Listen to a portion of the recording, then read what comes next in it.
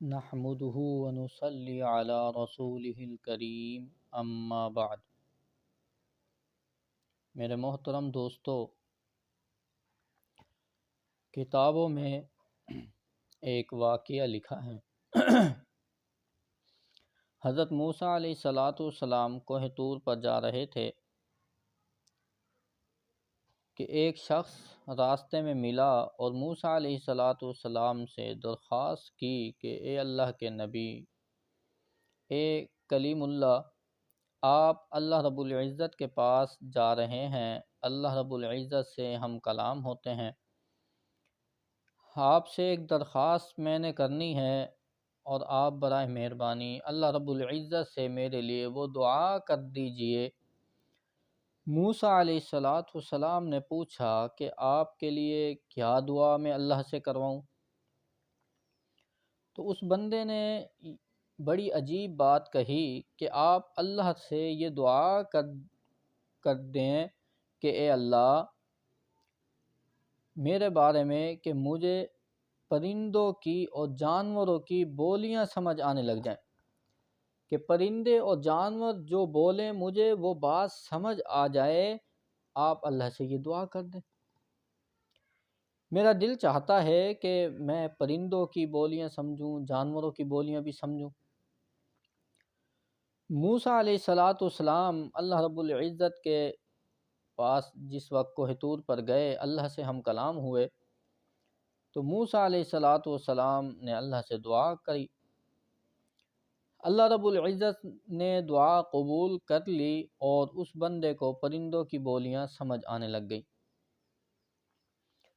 پرندوں کی بولیاں سمجھ آنے لگ گئیں۔ اب وہ بندہ بڑا خوش رہتا کہ مجھے پرندوں کی بولیاں سمجھ آتی ہیں۔ ایک دن یہ شخص صبح ناشتہ کر کے جو ناشتے میں سے کچھ کچرا، کچھ ٹکڑے وغیرہ بچے، جا کر گھر کی ایک طرف ڈال دیے، اور اس گھر میں اس کا ایک مرغا تھا اور کتا بھی تھا۔ تو مرغا جلدی سے آیا اور وہ اس نے سب کچھ چن لیا۔ کتا بھی لپکا تھا لیکن مرغے نے جلدی سے چن لیا۔ اب کتا مرغے کو کہنے لگا کہ مرغے بھائی، میں ساری رات کا جاگا ہوا ہوں، ساری رات کا میں نے پہرا دیا ہے، ساری رات میں نے مالک کی چوکی داری کی ہے، اس کے باہر دروازے پر بیٹھ کر اس کے گھر کی حفاظت کی ہے۔ اگر آپ مجھے کھانے دیتے تو میں کھا لیتا اور پھر میں سو جاتا، آپ کو تو تھوڑی دیر بعد اور بھی بہت کچھ مل جائے گا، لیکن میں تھوڑا سا آرام کر لیتا۔ مرغا کہنے لگا کہ کتے، تو تھوڑا صبر کر، آج اس مالک کا گھوڑا مر جائے گا اور پھر وہ مرنے کے بعد اس کو باہر پھینک دیا جائے گا، تو تسلی سے خوب اس کا گوشت کھائیو۔ مالک نے یہ گفتگو مرغے اور کتے کی جب سنی اور وہ بڑا حیران ہوا کہ آج میرا گھوڑا مر جائے گا، تو اس نے جلد یہ بندوبست کیا اپنے گھوڑے کا کہ بازار لے گیا اور اس کو بیچ آیا، اور پھر بڑا خوش ہوا کہ میرے مزے لگ گئے اور میں بڑا منافع میں رہ گیا کہ اس گھوڑے نے آج مر جانا تھا، تو اس لیے مجھے تو پہلے پتہ چل گیا۔ تو اب بہت خوش ہونے لگا کہ اس کا تو مجھے بہت فائدہ ہے کہ مرغے کی بولی، جانوروں کی بولی، کتے کی بولیاں مجھے آوازیں سمجھ آنے لگ گئی کہ یہ کیا کہہ رہے ہیں۔ اگلے دن مالک نے پھر ایسے ہی جب ناشتہ کرنے کے بعد ٹکڑے وغیرہ پھینکے تو مرغے نے دوبارہ لپک لیے۔ کتے نے پھر اس کو وہی کہا کہ بھائی تو مجھے دے دیتا، میں کھا لیتا، تو تھوڑی دیر بعد اور کھا لیتا۔ تو مالک یہ سن رہا تھا۔ تو مرغے نے اس کو کہا کہ آج اس کا گدھا مر جائے گا، جب گدھا مر جائے تو پھر تو خوب مزے سے اس کا گوشت کھائیو، ابھی تو تھوڑا سا صبر کر لے۔ مالک نے جب یہ بات سنی کہ آج میرا گدھا مر جائے گا، تو پھر وہ جلدی وہی کام کرنے لگا، یعنی اس کو بازار لے گیا اور اس گدھے کو بھی بیچ آیا۔ اب وہ مالک بھی بہت خوش تھا کہ مجھے ان جانوروں کی بولی سمجھ آتی ہے، اب میں بہت بڑے نقصانات سے بچ جاتا ہوں۔ اور مالک کی بیوی بھی بہت خوش تھی کہ میرے شوہر کو تو یہ بولیاں سمجھ آتی ہیں، آوازیں جانوروں کی سمجھ آتی ہیں، اب جو ہے ہمیں کوئی نقصان نہیں ہوگا، اور یہ بڑا منافع ہے اور بڑے فائدے کی چیز ہے جو میرے مالک کو ملی ہے۔ اب اگلا دن جب آیا تو مالک نے پھر ایسے ہی دانہ پانی پھینکا تو کتا دوبارہ تیز لپکا کہ آج تو میں اٹھا لوں گا، لیکن مرغے نے پھر جلد کی اور جلدی کر کے وہ سب کچھ کھا لیا، اٹھا لیا، اور کتا کہنے لگا کہ مرغا ویسے تو اذان دیتا ہے، تو مؤذن بنتا ہے، لیکن تو جھوٹ بھی بولتا ہے اور روز تو مجھے اس طرح دھوکہ دے دیتا ہے، جھوٹ میرے ساتھ بول کر اور مجھے دھوکہ دے دیتا ہے۔ تو مرغا کہنے لگا کہ میں جھوٹ نہیں بولتا، میں نے سچ کہا تھا، لیکن مالک اس کو بیچ آیا تو اب اس میں میرا قصور تو نہیں تھا، تو میں نے سچ بولا تھا، میں جھوٹ نہیں بولتا، میں جانوروں کے دنیا میں، جانوروں کے ماحول میں اذان دیتا ہوں، مؤذن سمجھا جاتا ہوں، تو مجھے جھوٹ نہیں زیب دیتا کہ میں جھوٹ بولوں۔ لیکن آپ پریشان نہ ہوں، یہ اس مالک نے آج مر جانا ہے، یہ مر جائے گا، پھر لوگ آئیں گے اور یہاں کھانا وغیرہ بھی بنے گا، اور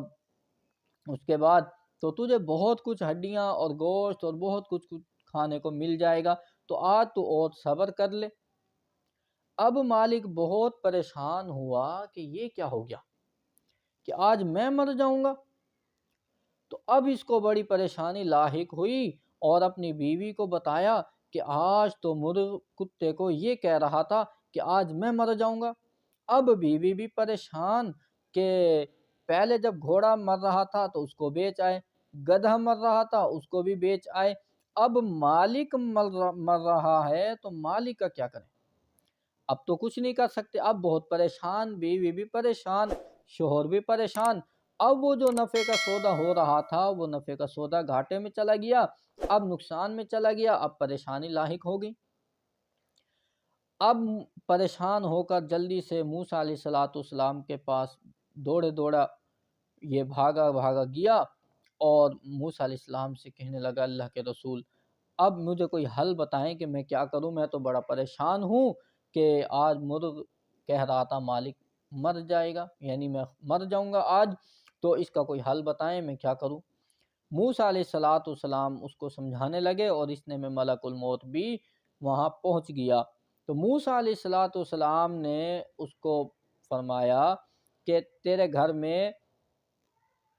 موت نے آنا تھا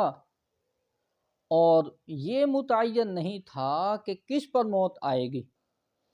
چاہے مرغ پر آ جاتی، کتے پر آ جاتی، گھوڑے پر آ جاتی، گدھے پر آ جاتی، کسی اور پر آ جاتی، ایک موت نے آنا تھا، متعین نہیں تھا، بس گھر کے اندر موت نے آنا تھا اور وہ اللہ رب العزت کا فیصلہ تھا۔ لیکن تو نے سمجھداری کا مظاہرہ کیا، اپنے آپ کو سمجھدار سمجھا کہ اللہ نے تو اس موت کو گدھے پر ڈالا اور گھوڑے پر ڈال دیا، لیکن تو نے ان کو بیچ دیا، گھر کے اندر موت نے تو آنا ہی تھا، جب ان کو تو نے بیچ دیا تو وہ موت تیری طرف لپک پڑی، اب تجھ پر وہ موت واقع ہو جائے گی۔ اور اتنے میں مجھے اسرائیل علیہ السلام جو آ چکے تھے، موت کا فرشتے ملک الموت، انہوں نے اس کی روح قبض کی اور اس کی روح قبض کر لی۔ دوستو، ہم اگر سوچیں تو ہمیں یہ سبق ملتا ہے اس واقعے سے کہ اللہ رب العزت کا جو فیصلہ ہوتا ہے جس چیز کے بارے میں، وہ صحیح ہوتا ہے۔ اللہ رب العزت حکیم اور علیم ہیں، اللہ رب العزت حکمت والے ہیں، علم والے ہیں، اللہ سمجھتے ہیں کہ کس کا کس میں نفع ہے اور کس کا کس میں نقصان ہے۔ تو ہمارے ساتھ اللہ رب العزت جو معاملہ فرماتے ہیں اس میں آدمی کی خود خیر ہوتی ہے، اس کا اپنا فائدہ ہوتا ہے، اس کا اپنا بھلا ہوتا ہے، لیکن ہم ہیں کہ بھی ہم اپنی عقل سے سوچتے ہیں، اپنے دماغ سے سوچتے ہیں کہ ہمیں جہاں لگتا ہے کہ یہ ہمارا فائدہ ہے ہم اپنا فائدہ سمجھ لیتے ہیں، جہاں ہمیں لگتا ہے یہ ہمارا نقصان ہے تو ہم اپنا نقصان سمجھ لیتے ہیں، حالانکہ اللہ رب العزت علیم اور حکیم ذات ہے۔ اللہ رب العزت زیادہ جانتے ہیں کہ ہمارا فائدہ کس میں ہے، ہمارا نقصان کس میں ہے۔ تو دوستو، ہم کبھی بھی دنیا میں ہمارے ساتھ کوئی حادثات ہو جاتے ہیں، کوئی معاملات ہو جاتے ہیں، کوئی نقصان بظاہر ہمیں نظر آتا ہے وہ ہمارا ہو جاتا ہے، تو ہم سیخ پانا ہو، ہم وبیلا نہ مچائیں، بلکہ اللہ کی رضا میں راضی رہیں، اللہ کی رضا میں ہم خوش رہیں کہ اللہ رب العزت کا جو فیصلہ ہے وہ صحیح ہے، اس میں ہمارے لیے خیر ہوگی، اس میں ہمارے لیے فائدہ ہوگا کہ جو اللہ رب العزت نے ہم پر جو ہے